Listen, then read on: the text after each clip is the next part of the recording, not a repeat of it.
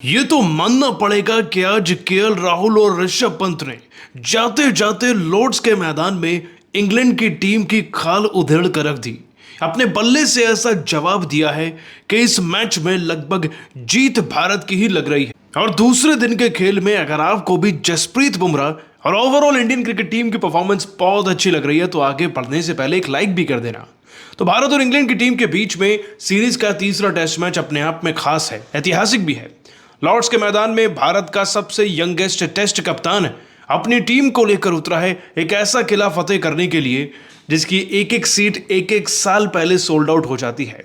यहां test match देखने का अपना ही मजा है और खेलने का तो उससे भी ज्यादा। कुछ ऐसा ही था दूसरे दिन का खेल। भारतीय क्रिकेट टीम ने अपना कमबैक करने के लिए बुमराह को जब शतरंज का राजा बनाकर उतारा शुभमन गिल ने, तो उनको पता चला कि बुमराह कितने कारगर हैं। अपने 5 विकेट हॉल में उन्होंने ना सिर्फ मुख्य खिलाड़ियों के विकेट लिए बल्कि 4 खिलाड़ियों को तो क्लीन बोल्ड ही किया था। हालांकि उसके बाद इंग्लैंड की टीम को एक पुश भी मिला जिससे वो 300 के पार पहुंच गए और देखते ही देखते वो 387 तक पहुंचे, बशर्ते इस बात के कि जसप्रीत बुमराह ने Joe Root, Harry Brook, Ben Stokes, यहां तक कि क्रिस वॉक्स को भी वक्त रहते आउट कर दिया था। लेकिन जाते जाते ब्राइडन कार्स अपनी टीम के लिए 56 रन बना गए और जेमी स्मिथ 51 रन। बहरहाल जब पहली इनिंग में इंग्लैंड की टीम ऑल आउट होती है तो 387 रन स्कोरबोर्ड पर लगे थे। अब इंडिया के सामने चैलेंज बस एक ही था। चैलेंज था कुछ बड़ी पारियों को शुरुआत में निकालने का और यशस्वी जायसवाल, केएल राहुल एग्जैक्टली यही करने मैदान में आए भी थे। लेकिन अनफॉर्चुनेटली यशस्वी जायसवाल बस 13 रन पर आउट होकर चले गए। ऐसे में सारी जिम्मेदारी दूसरे ओवर के बाद से करुण नायर और केएल राहुल के कंधों पर आ गई थी।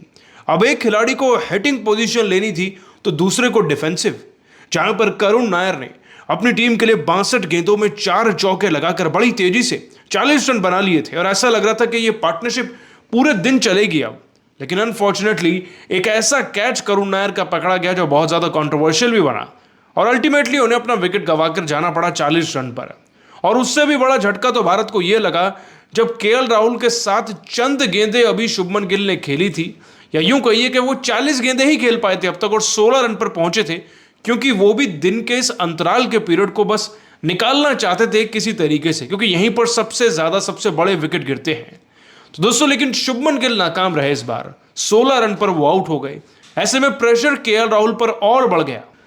अब भारतीय टीम के ऊपर सबसे बड़ा खतरा यही बन रहा था कि केएल राहुल का विकेट ना गिर जाए, क्योंकि दिन के खेल के अंतिम लम्हे वाकई में डिसाइडिंग रहते हैं। लेकिन ऐसे में आते हैं ऋषभ पंत और तोड़ कर रख देते हैं इंग्लैंड की टीम का घमंड। ऋषभ पंत किसी की नहीं सुनते और वाकई में इसका एक छोटा सा नमूना फिर से हर किसी ने देखा आज।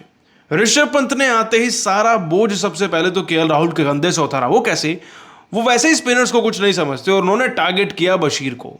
35वें ओवर की बात है, चौथी गेंद पर ऋषभ पंत स्क्वायर लेग की तरफ से एक जबरदस्त शॉट खेलते हैं और बस यही काफी था केएल राहुल को दोबारा से कॉन्फिडेंस में लाने के लिए।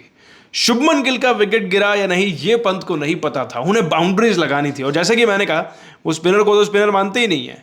बशीर को उन्होंने फिर से पकड़ा और जमकर कूटा। पारी के 37वें ओवर में 2 चौके back to back Rishabh Pant ने और लगाए और इसका नतीजा ये रहा कि केएल राहुल भी अपने अर्धशतक तक पहुंचने में कामयाब रहे।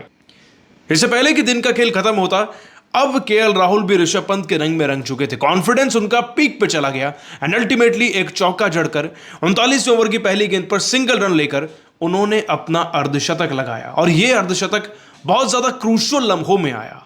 दिन का खेल खत्म हुआ तब तक अब हमारे 145 रन बन गए, वो भी मात्र 43 ओवर में। और अभी भारतीय क्रिकेट टीम के पास एक अच्छी खासी अपॉर्चुनिटी है ना सिर्फ रन्स को बनाने की, बल्कि केएल राहुल और ऋषभ पंत के पास भी एक अपॉर्चुनिटी है साथ में मिलकर अपने अपने शतक पूरा करने की और इंडियन क्रिकेट टीम को यहां से तकरीबन 350 या 400 तक ले जाने की। हालांकि यहां पर तारीफ ज्यादा देश में केएल राहुल की हो रही, और हो भी क्यों ना, क्योंकि ना सिर्फ उन्होंने 113 गेंदों का सामना किया बल्कि सारे विकेट्स को गिरता हुआ देखने के बावजूद भी संयम बनाए रखा, जिससे इंडियन क्रिकेट टीम के एकदम से विकेट नहीं गिर गए।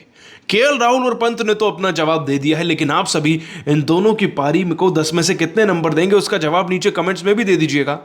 और अगर आपको वीडियो पसंद आती है तो लाइक कर दीजिए, यूट्यूब पर देख रहे हैं तो सब्सक्राइब कर लेना एंड यस फेसबुक पर फॉलो कर लीजिएगा। जल्दी मिलते हैं एक और नई वीडियो में। जय हिंद।